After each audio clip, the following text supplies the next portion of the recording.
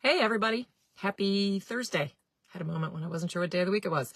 Um, I have been thinking a lot about balance in the last few days. And I just find that a theme that has been recurring. In particular, this morning I started off my day sitting in on a meeting of the Litchfield Opiate County Task Force, which I always find, first of all, a really inspiring group of people, humans, and the way that they find balance between the need for data and the need to honor emotion, the need for, to feel pain and sadness, and the need for joy and laughter, the pain and the beauty of life.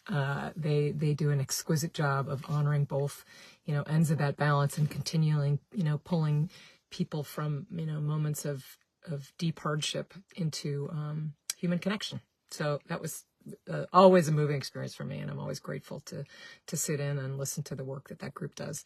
And then this afternoon, I had a conversation about an invasive species that is invading one of the lakes in the region, and about, again, it was the need for balance. When we act to protect one native species, we run the risk sometimes of allowing then an invasive, and in this case, a very viciously invasive species to potentially crush all native species in a lake ecosystem. And so you have to find that balance between, fighting back against certain things, even though it puts some things at risk, it can protect the whole. And I wanted to also highlight, I have an event this Friday. The Sharon Land Trust and land conservation groups statewide have a conservation conversation at the Vaughn On Preserve in Sharon at, I believe, 4 o'clock. Yes, 4 o'clock on Friday at the Vaughn On Preserve. I'll put information in the newsletter. But again, it's, we talk about land conservation. When we do that, it's important that we also think about things like housing, and its impact on communities, and its impact on, of course, the, ecosystem in general, and climate policy and all kinds of things. And I find that particularly in my role as chair of the finance committee, that's essentially my job, is balance. Because you can't really focus on one narrow issue without looking at the bigger picture and the consequences that can flow from too narrow a focus. And it's challenging sometimes, but I find that's sort of I think that's the best way to get to a good solution that will be durable and supported by a wide range of people and will last.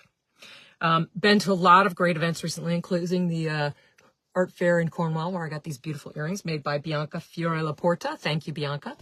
A conversation about agrivoltaics and dual use land, where you can put solar arrays up and use the land for agriculture. And also several events related to libraries, which always, I don't know about you, but I walk into a library and I'm instantly back in elementary school going to get my summer reading, which I loved. And the library in Sharon just had their grand reopening. It's a beautiful, beautiful community space, and just a joy to be there. We looked at the Kent Library, which has plans to expand and continue to be a community resource. That libraries and what libraries are to a community has changed, with, the advent of digital media, and an actual physical book is still the best place for a kid to learn to read. So the kids sections of the libraries are really vibrant, physical, and important physical spaces. And also we've had, some really scary conversations about the banning of books and depriving people of access to books and themes that can really change their lives in important and powerful and positive ways. And there are a lot of mosquitoes around.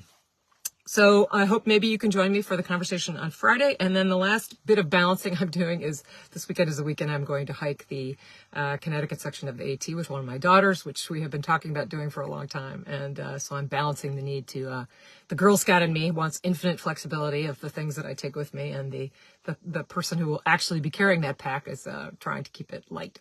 So maybe I'll see you out there on the AT, which is, the Connecticut section is almost entirely in the 64th district, I am proud to say. So I'm really looking forward to that. Have a great weekend. See you soon.